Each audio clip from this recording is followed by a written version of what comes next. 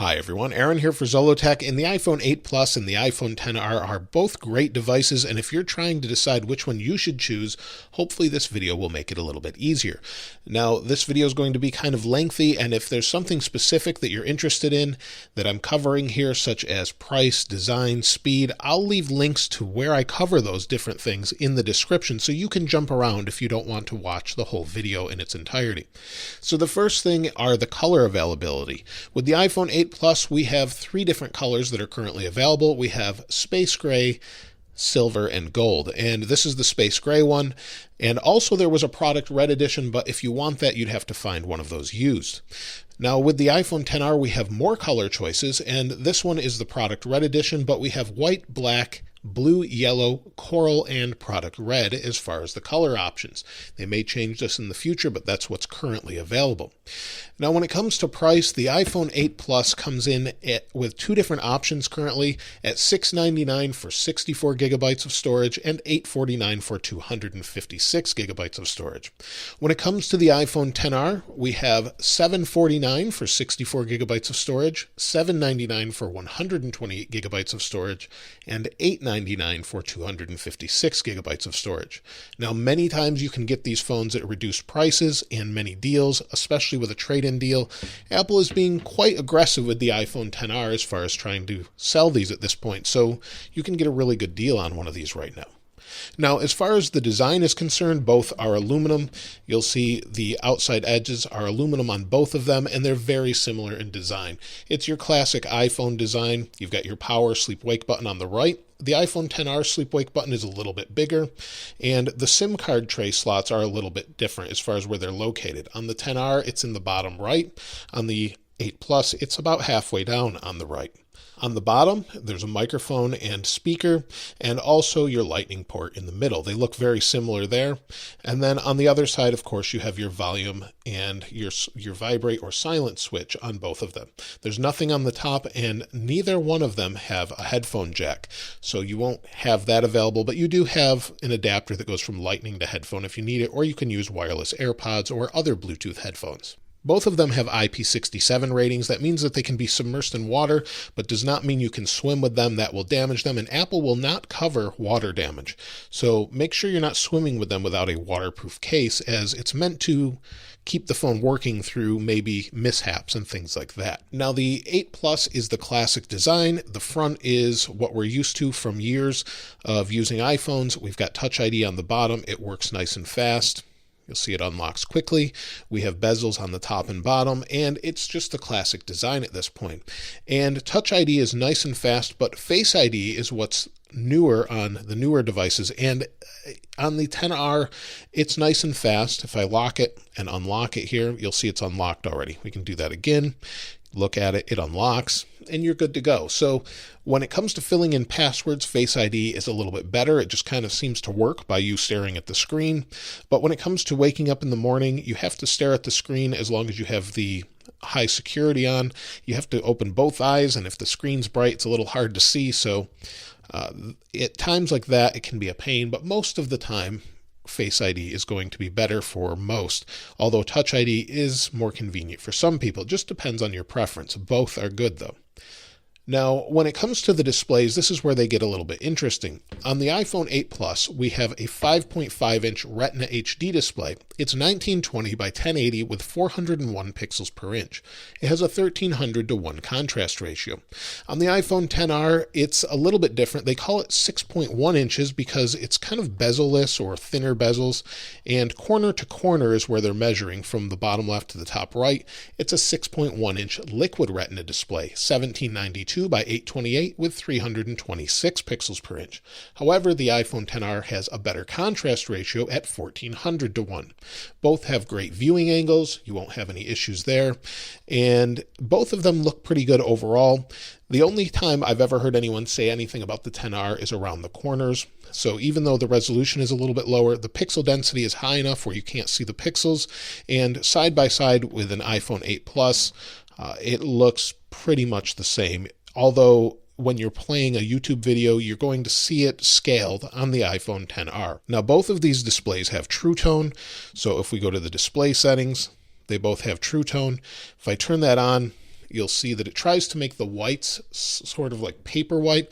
I prefer to leave it off most of the time. It doesn't seem to change the power or anything like that as far as what it's using battery-wise, but overall, if you want accuracy, you want to leave True Tone off. Now, also, both of them have a P3 wide color gamut. That means they are kind of HDR displays, but they don't let you watch HDR on YouTube. So if you have that, you won't be able to see it. They also go to the same brightness. So if we turn the brightness up here, it'll kind of be too bright for this display, but you get the idea. They're both equally bright as far as that goes, and they look great in most situations. Outside, inside, it doesn't really matter. iPhone 8 Plus still has 3D touch, where the iPhone XR has haptic touch, and you'll see the icon when you try and 3D touch it, it doesn't do anything. However, notifications do have peek and pop with haptic touch. You'll see if you press on it, it will open up. And also, if you go into the control center, you get the same sorts of menus. So if you 3D press or haptic press on these different icons, you'll be able to adjust things as well. As far as the weight of both of them, while the 8 Plus is a little bit bigger, it is slightly heavier at 7.13 ounces. The iPhone XR is 6.84 ounces. In the hand, they both feel really good. I prefer the XR in the hand. It's got a little bit nicer feel. I think it's kind of the perfect size, even though I have really large hands. Once you get a case on an 8 Plus, it makes it that much bigger. So you do have that. Also, they both have wireless charging. They'll charge at the same speed. You can sort of fast charge them with a MacBook charger. Overall, you're going to get similar charging speeds. When it comes to the actual size of the battery in the XR is 2,942 milliamp hours, where the 8 Plus is 2,691 milliamp hours. And because the iPhone XR is pushing less pixels, the screen is lower resolution, it actually gets a little bit better battery life because you're not pushing as many pixels, the processor doesn't have to work as hard, and it seems like throughout the day, the XR seems to last a little bit longer. Either one of them or both of them are going to get 5 to 6 hours of screen on time normally and easily get you through a day to day and a half. If you're a heavy user, you may have to charge it in the afternoon, but for the most part, you're going to get through the day without a problem. Now, both have stereo speakers, and it's hard to convey here in this video, but the XR has a better stereo sound. Both of them have speakers at the top and the bottom, and it sort of fires out the bottom and the top, and then it's wide stereo. So the XR sounds better, and it also looks a little bit better when watching widescreen video. So let me show you that. On both displays, you can see I have the same video. This is a video I created, and on the right, it fills more of the display. On the left, it kind of letterboxes it around. Neither of them look bad, but you do get a little bit nicer display on the XR when it comes to larger video. You can also fill the screen here, but then you're going to see the notch that you get on this one. So that's kind of a pain if that's something that bothers you. And that's another thing that comes with the display is that notch. A lot of you either are indifferent to the notch or hate the notch, and it's something that you're either not going to mind or it's going to drive you crazy. But either of them, I think, are good as far as the display is concerned. Now, if we talk about the internals, the iPhone 8 Plus has last year's A11 Bionic processor, whereas the XR has the A12 Bionic processor with the next-gen neural engine. It's supposedly much, much faster. However, in day-to-day use, you're not really going to notice a difference. In fact, let's run a couple tests here. Let's open Minecraft. And this is just a simple game that we can create a little world in where it has to do a little bit more heavy processing. And let me show you what I mean. So if we hit play, we'll create a new world, and then we'll click create or tap create. And you'll see that they're going to be very fast, both of them here. You'll see the XR went really quick. The 8 Plus is going nice and quick. And let's see what happens. And you'll see the 8 Plus actually finished a little bit before, and that's usually because the processor will ramp up to its fullest speed more quickly on the 8 Plus for some reason. And there's been some concern about that, but it's not anything that most people are going to notice. You're talking 1 to 2 seconds difference, and most of the time you're going to see that they're both ridiculously fast. If we're doing a more processor intensive task, such as editing 4K video, so if I do something like iMovie, we'll go into my movie here. Well, let's create a new one. We'll create a new movie. And what we're going to do is export 4K video. And the reason I do this is because that's probably the most processor intensive thing you can do is export 4K video. So let me set up a movie and we'll export it and see which one finishes first. And that should really tax the processor. So you can see I have the same video on both devices, 6 minutes and 52 seconds as far as its length is concerned. This is just a side view of one of the case videos I did that I recorded with an iPhone. So this is 4K 60 frames per second video. And let me bring over a timer, and we'll use the iPhone 10 as a timer here. And let's spread these out a little bit. We'll hit done. Then we'll export here. We'll hit save. And you'll see it says 4K. So let's see if we can hit these at the same time, and then I'll speed this up so you don't have to wait around, and we'll see how quickly it actually compresses. And let's see what it does. Now keep in mind it's about 7 minutes almost for the video, and usually this is going to take about 7 minutes to export. So let's see what it does.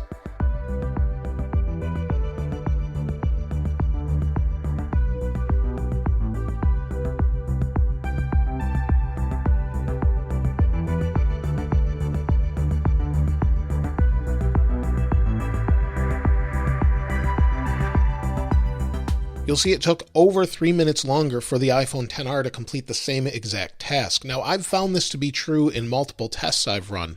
So I've run this on longer videos, and the XR always seems to be slower than the A11 Bionic for some reason.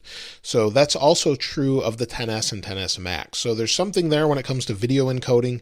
And as far as the temperature of the phones, they're barely warm to the touch, maybe a little bit right here on the 8, and I don't feel any heat whatsoever on the A12 processor on the XR. So that's pretty impressive as far as the speed is concerned. That's pushing the phones about as hard as you're going to push them, and that hopefully isn't a concern for too many people. I've seen in a 15-minute long video where the XR was about a minute or two slower. So it just depends what you're doing. Now the next thing is the cameras. The cameras on them are both very good. In fact, the XR just won an award for being the best single camera on the market, although there's not a ton of single cameras out there. But this one is a 12 megapixel optically image stabilized camera, as is the 8 Plus. And the 8 Plus camera is not as good as the XR as far as for photos and video. They both do 4K 60 as far as their video recording capability, but when it comes to zoom, of course, you've got that extra lens on the 8 Plus. However, that zoom versus digital zoom on the XR isn't as different as you think. In the picture that I'm showing here, you'll see it's going to be slightly different, but not as much as you would think when it comes to that. Because the XR has a new sensor and it's using machine learning to do some of that, it actually can look the same or better in some cases. And in some other cases, the 8 Plus will actually use the camera's digital zoom over the optical zoom if it thinks it can do a little bit better job. Now, also, if you're taking a portrait photo and you're using the dual cameras for that, you can take portrait photos with the 8 Plus using whatever you'd like. You could take a portrait photo of the iPhone and get a little bit of depth of field. If maybe I can do this here, it's telling me to move further away, but you can get a little bit more depth of field that way. But on the XR, you can only do depth of field with people. So it says no person detected. So keep that in mind if that's something you take a lot of portrait photos, although I don't find I use it too much. If we go back to photo or portrait, you'll see we can't use the forward-facing camera on the 8 Plus for a portrait because it doesn't have that depth sensor, the true depth sensor that the XR has. So we can flip this around, use the portrait mode, and we can just do normal photos on the 8 Plus. So we have that ability, but we can do portrait mode and adjust the f-stop or the aperture in the upper right here on the XR. So that's a little bit better when it comes to the forward-facing camera. They're both good when it comes to photos, but when it comes to portraits, they're not the same. Also, with the XR, you can do things like Memoji or Animoji, and while I find I very rarely use this, there is the option to use this, and you can use it if you want to do that. So you can't do that with the 8 Plus. And that's pretty much it when it comes to both of these devices. They're both really good, and they're both similarly priced, so hopefully that helps you decide which one you would pick a little bit better. And I think they're both great. You can't go wrong with either one, and Apple will continue to update both of them for years to come, I'm sure, but you just won't have some of the features and the swipe gestures that you have on the iPhone XR. The speed and everything is very comparable like I've shown you, and I think you'll be happy with either one. Let me know which one you would choose in the comments below. If you'd like to get your hands on the wallpaper, that will be linked in the description below. If you haven't subscribed already, please subscribe and like. As always, thanks for watching. This is Aaron. I'll see you next time.